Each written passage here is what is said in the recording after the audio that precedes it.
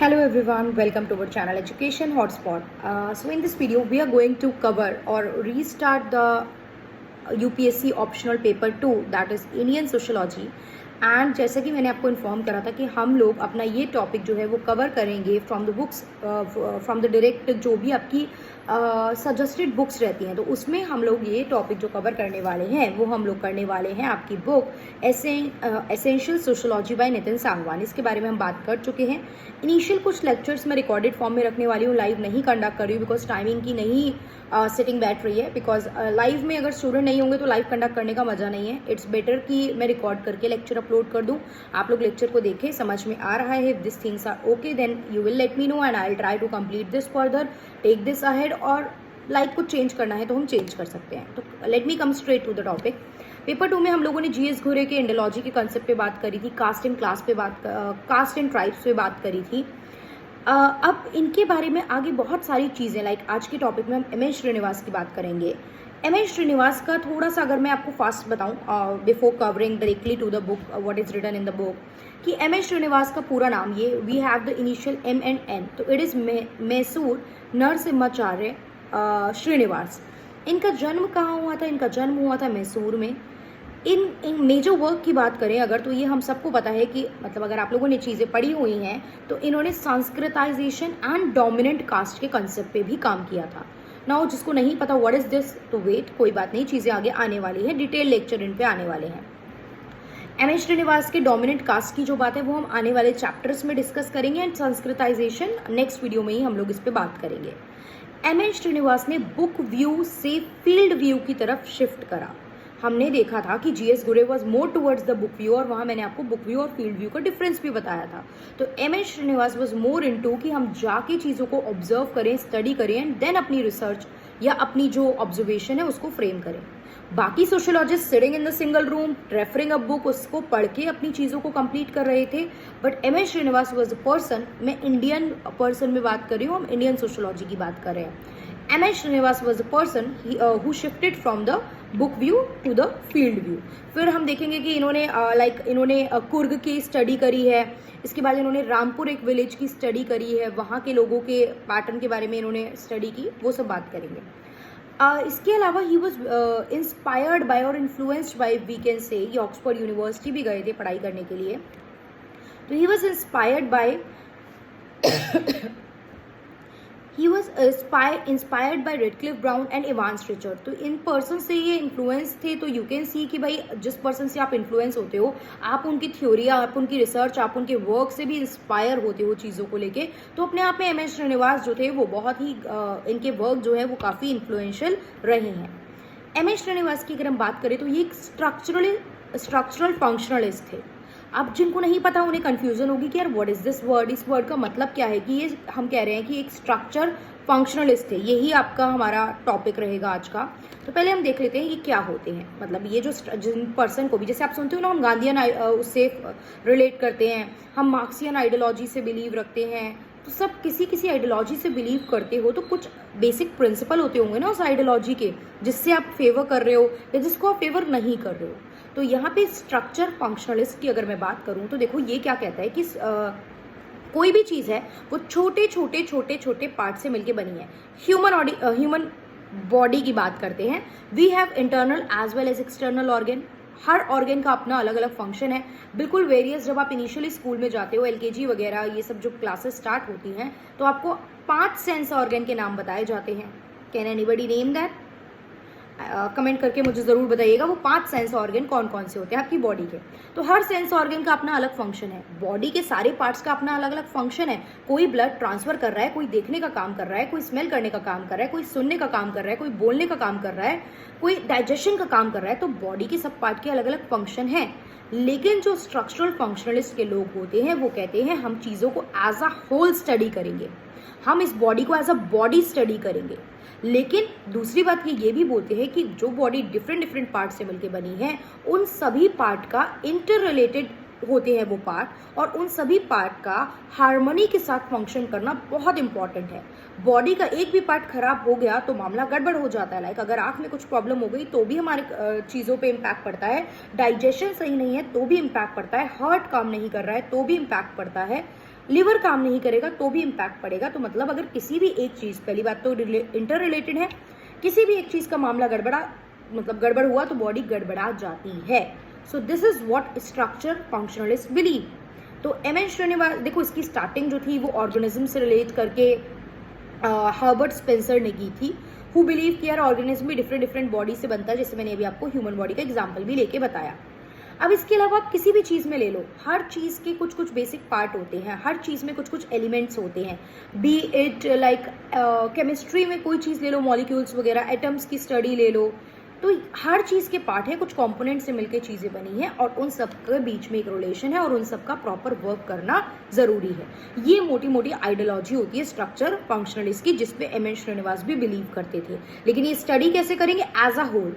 तो अगर हम इसे सोशियोलॉजी पे अप्लाई करें तो सोशियोलॉजी भी कुछ छोटे पार्ट से मिलकर बनी है, जैसे अलग अलग ग्रुप्स हैं, अलग अलग रिलीजन है, अलग अलग कास्ट है, अलग अलग रीजन है, अलग अलग रेस है, अलग अलग किनशिप के लोग हैं।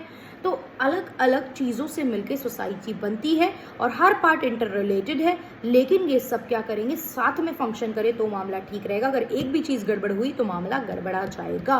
फार्मर बिल आए थे, प्रोटेस्ट हुआ, पॉलिटिकल प्रॉब्लम आई, मैनेजमेंट प्रॉब्लम आई, नॉर्मल लोगों को ट्रैवलिंग में प्रॉब्लम हो रही थी, प्रोटेस्ट हो रहा था जगह जगह, CAA को लेके प्रॉब्लम आई थी, सिटीजनशिप अमेंडमेंट एक्ट जो आया था। तो देखो पॉलिटिकल डिसीजन इकोनॉमी पे भी इम्पैक्ट डालता है, जैसे पॉलिटी है, इकोनॉमी है, सोशल है, कल्चर है। कल्चरल कोई चेंज आएगा तो वो आपका पॉलिटिकल चीज़ों पे भी इम्पैक्ट डाल सकता है। मणिपुर वायलेंस इम्पैक्ट पड़ा। अच्छा, ये जो भी फालतू की कहानी चल रही है, Anju and Seema border transfer करा इधर से उधर, प्यार मोहब्बत का लफड़ा, तो प्यार मोहब्बत में आप तो सिक्योरिटी की बैंड बजा रहे हो ना कंट्री की, ठीक है। माना प्यार सीमाएं और ये सब बाउंड्रीज नहीं देखता है, लेकिन इस तरीके से बैंड बजाओगे तो मतलब कहीं ना कहीं इम्पैक्ट तो पड़ेगा, चीज़ों में थोड़ा सा सीरियसनेस लानी पड़ेगी। तो this is how the society also function. Society में भी बहुत सारे कॉम्पोनेंट है, इकोनॉमिक है, पॉलिटिकल है, सोशल है, कल्चरल है, रिलीजियस है, सब रिलेटेड है कहीं ना कहीं। और अगर एक में भी गड़बड़ होती है तो बाकी जगह इम्पैक्ट पड़ेगा। सो दैट्स वाई एक सोसाइटी का शांति से चलने के लिए उसके सब सिस्टम का प्रॉपर वर्क करना जरूरी होता है। So this is the thing. अब पढ़ लेते हैं एक बार क्या बोल रहे हैं यहाँ पे proper content. If you have the book so please open that, if you do not have that सुनिए आप, उसके बाद PDF से रीड करिएगा। सो हम लोग देख लेते हैं एम.एन. श्रीनिवास के बारे में। यही बताया गया है कि मैसूर नरसिम्हाचार्य श्रीनिवास इनका पूरा नाम। ये स्ट्रक्चरल फंक्शनलिस्ट आइडियोलॉजी पे बिलीव करते थे। इन्होंने कुर्ग्स पे भी काम किया है, ऑफ मैसूर में जो कुर्ग्स है उन पे 1940 में। अच्छा, मैंने एक वीडियो भी बनाई है लर्न सोशियोलॉजी विद बी में एम.एन. श्रीनिवास के वर्क पे, मतलब इनकी जो भी राइटिंग्स हैं, इनकी जो भी बुक्स हैं, यहाँ पे देखो बीच बीच में नाम आएगा इनकी बुक्स का, ठीक है, कहीं ना कहीं, बट सीक्वेंस में राइटिंग तो नहीं लिखी है because it is like optional paper.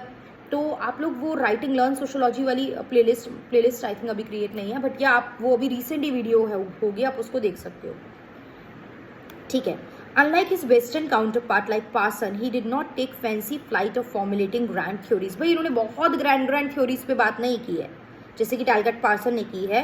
Talcott person का आपको पता होगा AGIL मॉडल, ये सब चीज़ें, बहुत फैंसी चीज़ें, फैंसी वर्ड्स यूज़ करके, फैंसी कंसेप्ट यूज़ करके जो बात उन्होंने की, इन्होंने वो बातें नहीं की हैं। He was also perhaps the first sociologist who developed his perspective by deviating from a purely Indological view. ये इंडिया में पहले ऐसे सोशोलॉजिस्ट रहे थे जो इंडोलॉजिकल व्यू से साइड हट के बात कर रहे थे, यानी बुक व्यू पे ना जाके फील्ड व्यू की बातें कर रहे थे। उससे पहले घुरे की हमने बात देखी तो वो बुक व्यू के सपोर्टर, मतलब he was following the book view.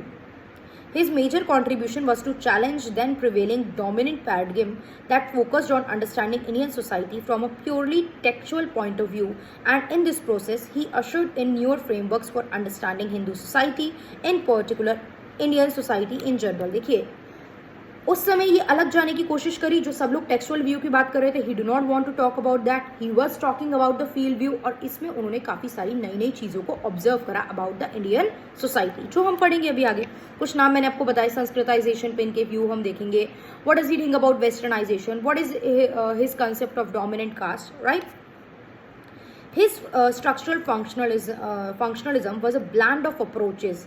इनका जो ये कंसेप्ट था वो कुछ अप्रोचेस का ब्लेंड यानी मिक्सचर था। Approaches of whom, Radcliffe Brown, Evans Richard, ये मैंने अभी बताया, जिससे ये इन्फ्लुएंस थे, जिनसे ट्रेनिंग लेके आए थे ये ब्रिटेन में ट्रेनिंग लेके आए थे, किस से, रेडक्लिफ ब्राउन से एंड इवांस रिचर्ड से। अच्छा, question can come like this, how does the ideas of the Radcliffe Brown and Evans Richard influence M N. Srinivas. तो कैसे इन्फ्लुएंस करा उनके स्ट्रक्चर फंक्शनलिस्ट अप्रोच ने एम एस श्रीनिवास को, तो क्वेश्चन लिंक करके आ सकते हैं. He used this approach of Brown and anthropological field view of Richard. Field view मतलब to go somewhere and to study the things, to ask the people, to live with the people, लोगों का वहाँ रह के चीज़ों को observe करना, जिसे आप लोग पार्टिसिपेंट ऑब्जर्वेशन भी बोल सकते हो. पार्टिसिपेंट मतलब you will participate in your observation process, you will go to the place, you will reside over there and then आप जो भी अपनी स्टडी करोगे वो करोगे. At the same time, he was also critical of the American influence of Indian sociology through the institution like Ford Foundation, as the American social scientists were viewed as promoting American value. भाई देखो, American जो चीज़ें थी ना, ये उसके critical थे, मतलब उसके अगेंस्ट थे, क्योंकि you are teaching the American values to this, and हमारी कास्ट, हमारी सोसाइटी, हमारे यहाँ चीज़ें अलग हैं, तो आपकी अप्रोच डायरेक्टली सीख के तो हम वो डायरेक्ट अपनी सोसाइटी में अप्लाई नहीं कर सकते हैं. So he was against that. Clear. He studied the smaller constituent of society, छोटे छोटे पार्ट, एक छोटे से विलेज पे स्टडी करी, विलेज से फिर एज अ होल की इन्होंने बात की है. तो ये छोटे छोटे पार्ट की स्टडी करके एक जनरल थ्योरी फ्रेम कर रहे थे. इन्होंने डायरेक्ट ऑब्जर्वेशन मैथड यूज करा. डायरेक्ट ऑब्जर्वेशन क्या होता है कि you will directly observe the thing, आप जाओगे, आप वहाँ डायरेक्टली चीज़ों को ऑब्जर्व करोगे. कुर्क सोसाइटी की स्टडी करने के लिए his approach also took into account Indological views, influence of which cannot be ignored.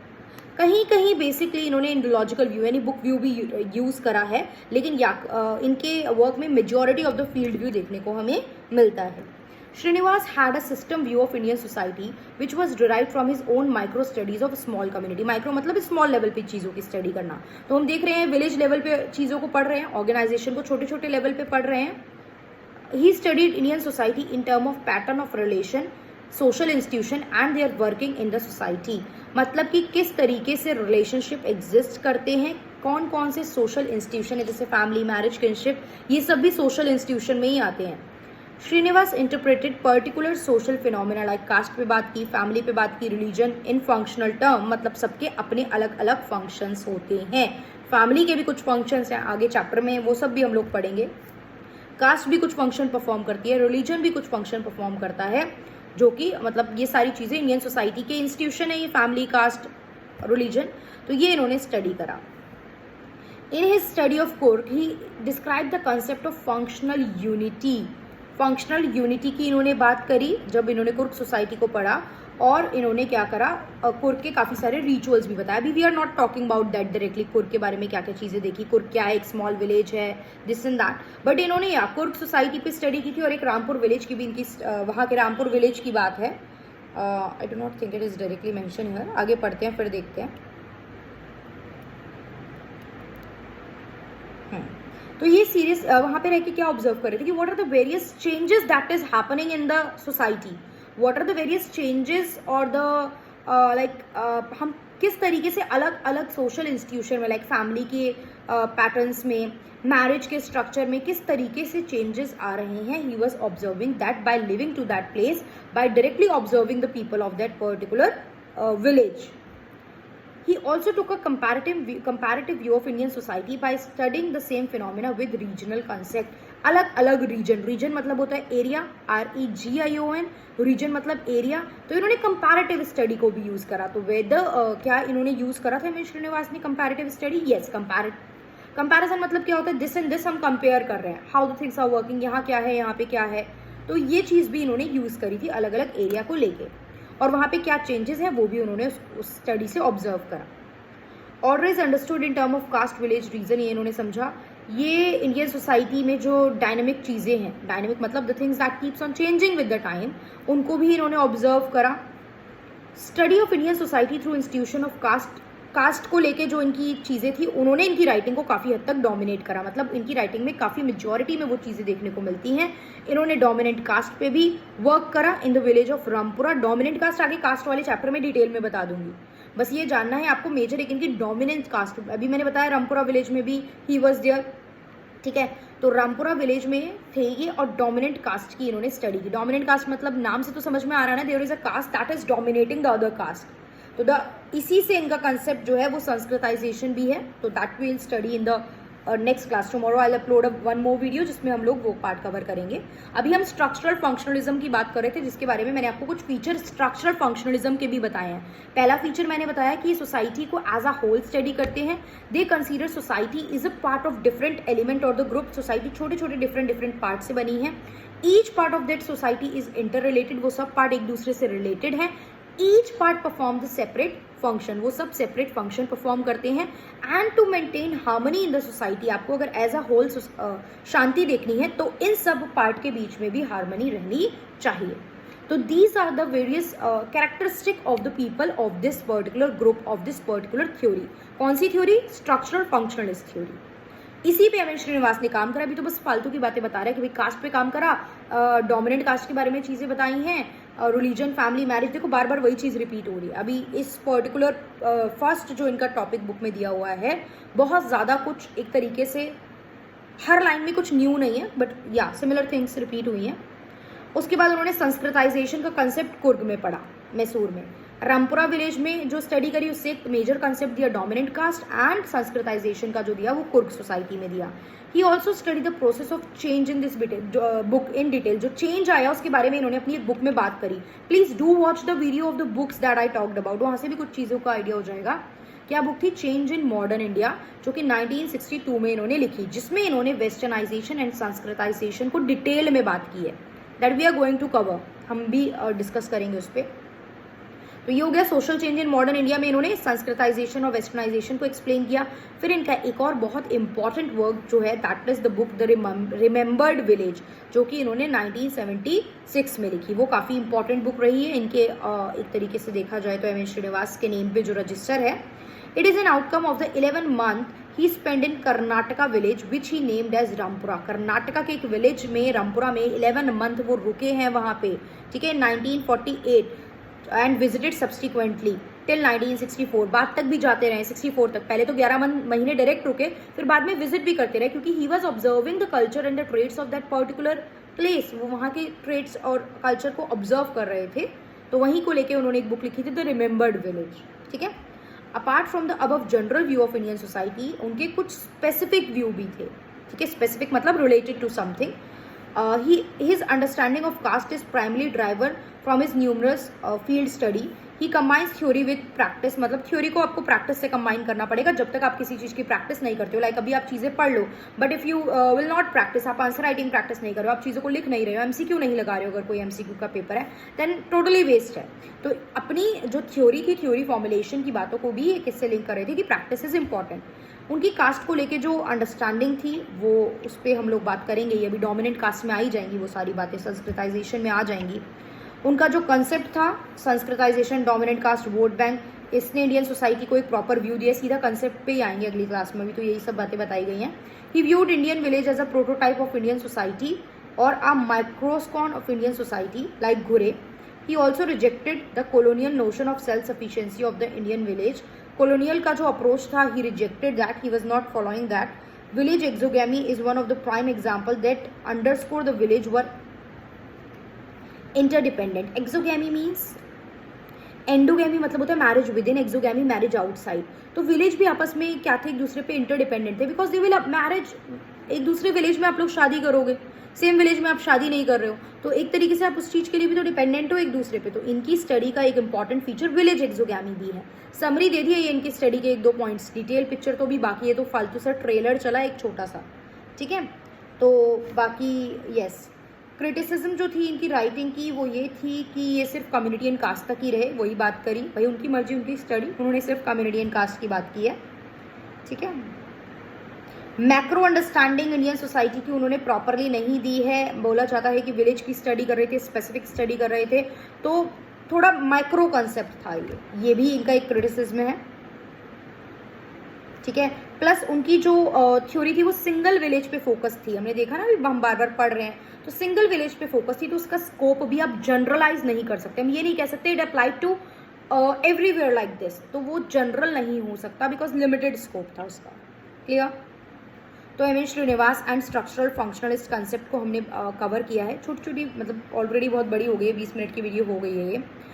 तो नेक्स्ट में हम लोग संस्कृताइजेशन करेंगे, which is again a very big concept. क्या है, फीचर्स क्या हैं, क्रिटिसिज्म के लोगों ने जो क्रिटिसाइज किया है वो क्यों करा है। तो अगली वीडियो में हम लोग एम.एन. श्रीनिवास का संस्कृताइजेशन का कंसेप्ट करेंगे and in the next video will cover the westernization concept and in the next video में डोमिनेंट कास्ट भी आपको यहीं पे कवर करा दूंगी। कास्ट में I will repeat it again, short में आगे बढ़ जाएंगे, बट या dominant caste also will cover in this video. If this way is okay for you, if you find this way okay, like ये teaching का तरीका आपको अच्छा लग रहा है, समझ में आ रहा है इस तरीके से, और आप बुक पढ़ के साथ साथ में पूरी बुक की पेपर 2 की रीडिंग मेरे साथ करना चाहते हैं, this is the content that I want to show you. Proper last तक जो चैप्टर हैं यहाँ पे हमारे लास्ट आपका चैलेंजेस ऑफ सोशल ट्रांसफॉर्मेशन तक जो टॉपिक है, this is the thing. So if you want to read this whole book with me, ताकि हम साथ में ये मिलके कंप्लीट करें और फिर क्वेश्चन आंसर की भी प्रैक्टिस करें, आंसर राइटिंग की भी प्रैक्टिस करें, then you can let me know. And ये वीडियो ऑप्शनल के अलावा भी काफ़ी बच्चे देख सकते हैं, and it is beneficial for all, so if anyone want to watch that. So yeah, that's all for this video. See you in the next video with the new topic of M.N. Srinivas, that is Sanskritization. Thank you for watching.